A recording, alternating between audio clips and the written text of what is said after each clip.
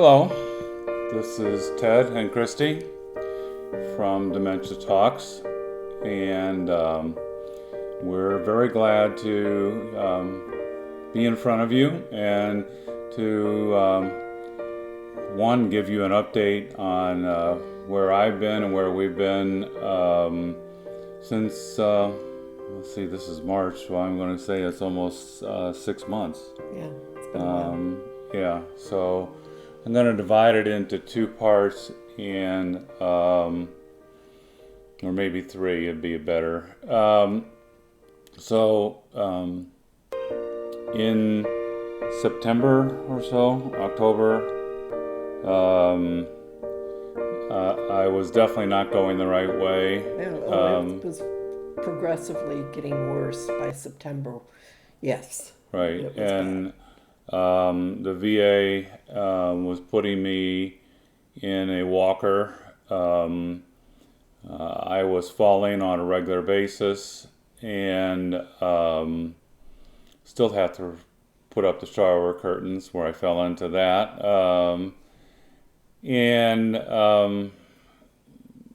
Through the genius of VA, their answer was, well, we'll put you in a wheelchair. They tried me out on a scooter, but their determination was because I was having trouble driving it because of my Parkinson's, that I didn't qualify.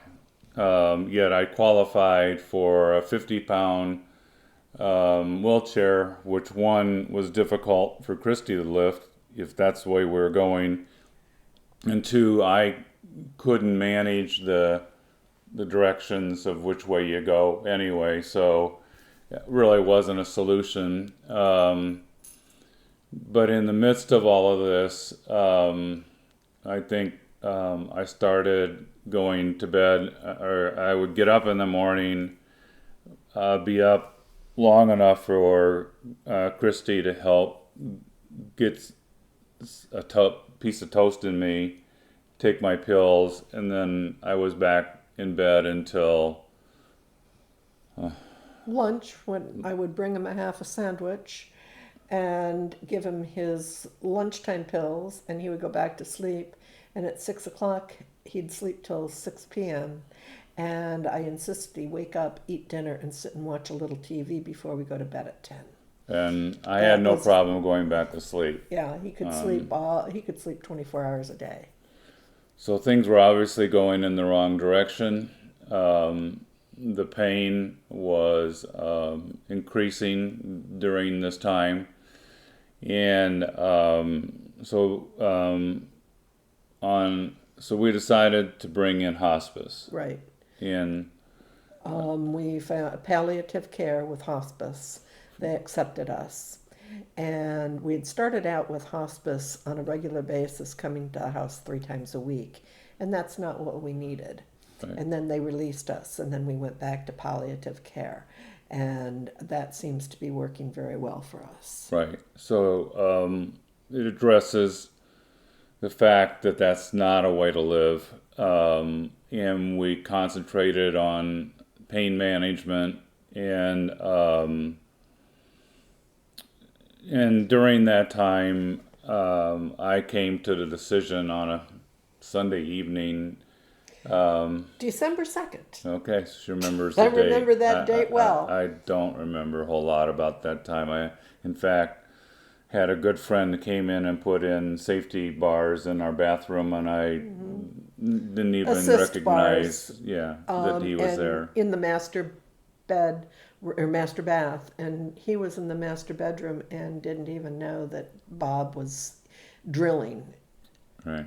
just next door to him. It Right. was just unbelievable. So, things were headed obviously in the wrong direction. We spent the next week. Fortunately, I had a couple doctor's appointments already scheduled. But we spent the next week going from doctor to doctor to find out what their concerns with. But my decision was to drop all my medications. And the first doctor that we met with which was my psychiatrist, which dealt with two, Antidepressants and and antipsychotic drugs with dealing with Lewy body hallucinations. I hadn't had hallucinations for quite some time, and so, but his opinion was to get off the antidepressant was a longer process, and I am familiar with titration, where you have to get off of one medication to get on the other. It's a very painful process because in the middle of all of that, you have basically no relief of whatever that drug is doing, and they always start you out slow on the new drug, so you're not getting relief, and it takes time to get up to a level where, one, you can tolerate it, and two, and find out if it's doing anything, any good.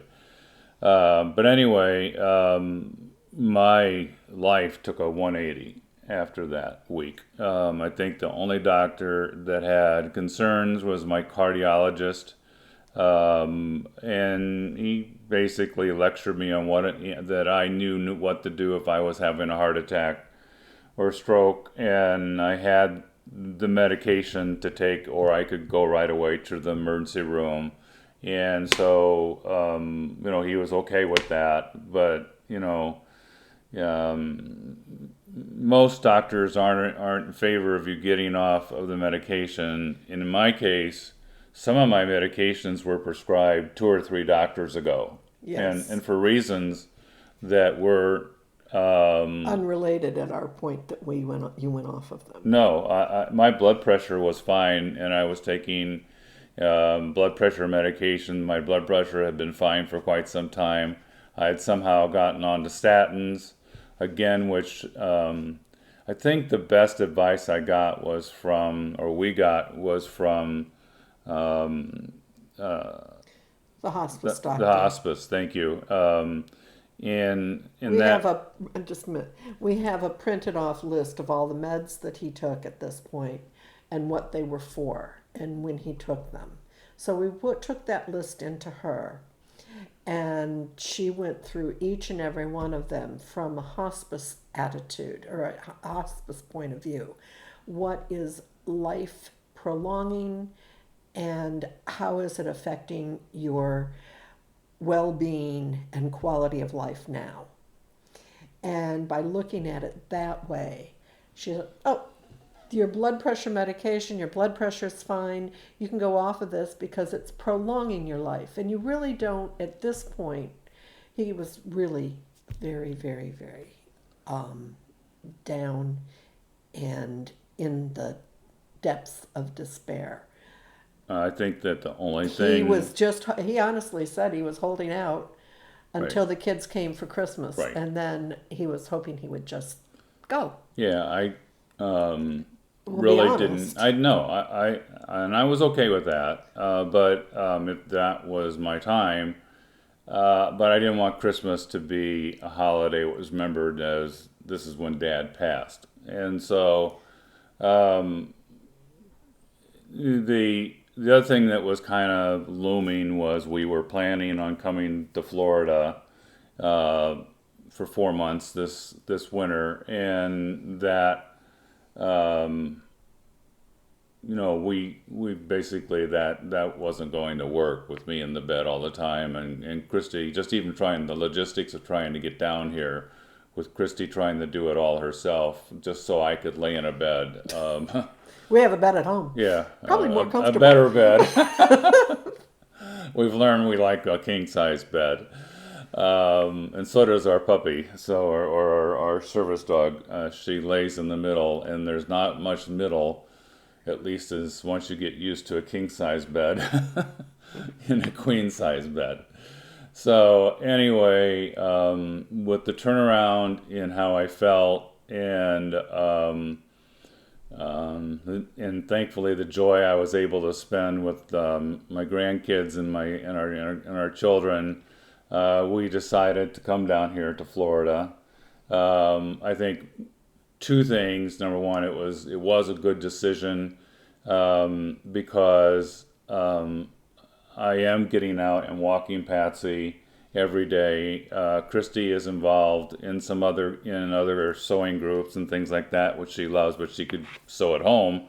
But she certainly is enjoying the social connections down here that we had previously established, but have now renewed and added some more to the process.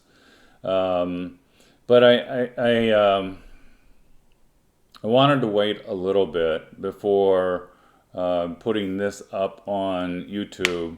I don't want to, one, send the wrong signal to people about getting off your medicine. I think that's between you and your doctor. But I do want to say this, is I don't think we really know how the one medication affects the other. I truly went from 25 down to 6, and then we added 2 more with Those are with painkillers. Hospice, yeah, For the pain. for the pain. So we went from 25 to 8, and some of those 25 must have been interacting with themselves. It must have been. Yeah, they not know that that's a scientific conclusion, but I'm certainly not willing to go through any kind of process that would try to identify which ones were, bumping up against, so to speak, with each other. I'm just thankful for the change and for the release. We enjoy our evenings together. Christy is involved with a couple of sewing groups and things like that, and is able to keep busy. I do still take naps, and so for those people struggling with dementia, we're still back to the burning up chips, and I am still burning up chips in the morning. I need to be careful that it's because of my background of the excessive sleeping, that I don't just fall back into that routine. It is, if at this point, would be, I think, a routine. I poke you now. Yeah. So I need to limit my sleep, and there are a lot of other things that I want to do and can do. I many times ask Christy at the end of the day, where did my day go?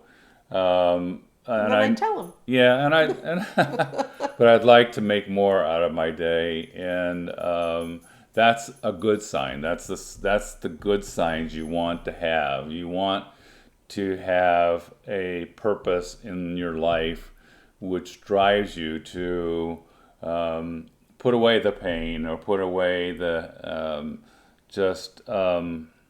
parking it, if you will, in bed, to try to escape the pain. That's a good way to put it, parking it in bed. Yeah. Yeah. Well, Yeah. And so and to summarize this back up, my summary, I'm going to let Christy summarize it, was I think you have to be willing to question your doctor. You have to be willing to question your willingness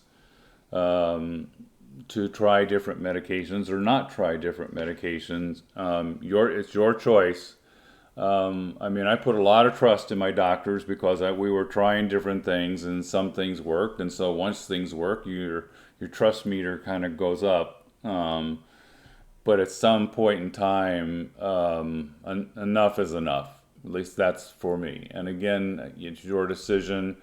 I just wanted to share with you what happened to Ted, and I'm still out there.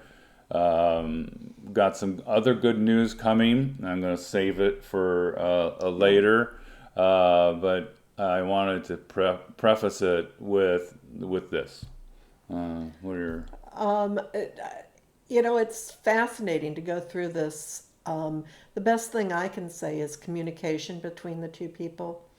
When he came around and said, I'm going to go off all my meds, my heart just stopped, because this is just another part of the roller coaster.